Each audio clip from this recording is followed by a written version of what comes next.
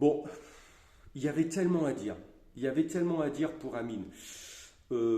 Grosso modo, ce qui ressortait des explications d'Amine, c'est qu'en fait, il se bat à égalité pour le respect du consentement libre et éclairé et pour le respect de la loi, tout simplement.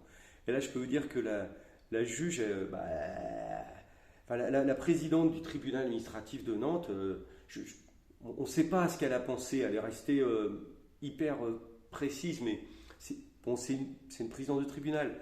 Mais quand même, ça valait quelque chose, quoi. Il n'y avait que des faits juridiques. Et puis dans la voix d'Amine, mais on voyait bien qu'il se bat pour ça, quoi. Par contre, elle a vu une salle comble. Elle a vu 80 personnes. Elle a vu des gens debout entre les portes. Bref, elle a vu la foule.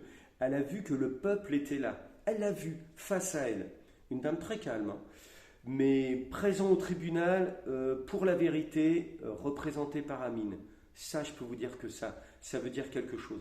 Alors bref, qu'est-ce que ça veut dire? Ça veut dire que Amine, on va être là jusqu'au bout et même après, hein. On va être à tes côtés, tu es un vrai chevalier pour nous. Et s'il le faut, le 12 janvier, eh ben, on sera là, dans le calme, dans la paix, dans le respect de la loi, on sera là. Ok, mais bien sûr qu'on sera là. C'est un élément de vérité. Il y a d'autres chevaliers de la vérité aux côtés d'Amine. On pourrait parler du professeur Perron, on pourrait parler, je sais pas, du professeur Raoult, on pourrait parler de Christine Colomb, on pourrait parler de Louis Fouché, on pourrait parler d'Emmanuel Darl, Vincent Pavon. Il y a tellement de personnes, forcément j'en oublie. Un de ces chevaliers-là, c'est Amine, en termes de pharmacovigilance, du respect des droits de la santé. Amine, quand il a fini de parler, on ne sait pas quoi lui répondre. On ne sait pas quoi lui répondre. Et en face, on a une équipe de bras cassés.